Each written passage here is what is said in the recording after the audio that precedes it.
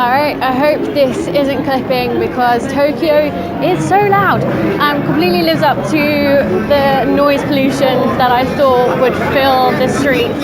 So what I wanted to do is a quick rundown of record digging in Shibuya, which is kind of like the most animated, sensory overloading kind of area in Tokyo, and also has some cool record stores such as Discland Jaro and a couple others as well. Following a lot of digging through mostly Tokyo and Osaka, I wanted to give you a few main tips that I think will help you when you do the same out here. Okay, so this might be the most important one because without this you might struggle to find the record stores in the first place. Behind me you've got Disc Union, which is a really cool store.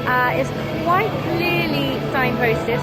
Not all of them are. When you are walking around, look up and look down because there are a lot of very discreet signs pointing you in the direction of record stores. Otherwise, it can be quite tricky to locate. So as with any record store, there is a rating system, and I've seen two different ones used here in Tokyo and Osaka actually. So probably the most popular system I've seen has been SS, meaning sealed, and then anything underneath that means it's second-hand. So A being the best quality, C down to not so good. So if you do find something which is a B or a C, but you really want to get your hands on it, then I do recommend trying to give it a play on the record player in store before you buy it, just to check that it's okay.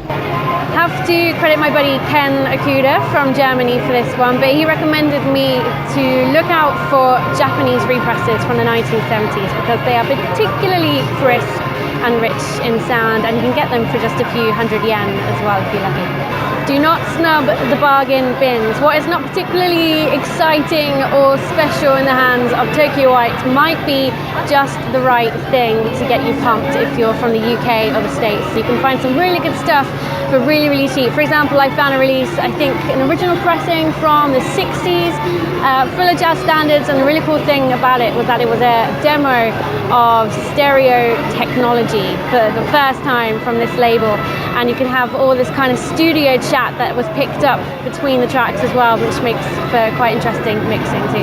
Okay, so talking about bargains, you want to look out very carefully on the walls when you come into the record stores. It's not always obvious, but some of them are going to have sales on with red, yellow or blue stickers. So if you do see that on some of the records, look up very carefully because it might mean that there's say 20%, 30%, 50% off that individual record. So remember, whilst you're here, it kind of makes sense for you to look for releases from Japan, and obviously whatever country you're in, look for releases from that place because that's where you're going to get the best value for your money. In most of the stores I've seen here, the labels have been in English, so like prog rock, indie rock, whatever. But if you're looking for the Japanese releases, keep in mind that these will probably be written in kanji, the language that looks a little bit like individual symbols. So if you're not sure of your kanji, if you're not familiar with Japanese as a language, then don't be shy to ask the record store staff for a little bit of a point in the right direction to what you're looking for. Although if you are feeling a little bit shy about doing that, not too confident about your konnichiwa, but if you are feeling a little bit shy about talking to the staff, no reason to, but if you are, you're not feeling too confident with your konnichiwa, I'm saying it wrong now, it's so weird, am I? I haven't spoken to anyone all day, just you right now. Anyway, if you're not feeling confident, download Google Translate because when you hold it up, if you're on Wi-Fi, it will just translate for you. And on that note, getting a pocket Wi-Fi for just a few pounds a day is really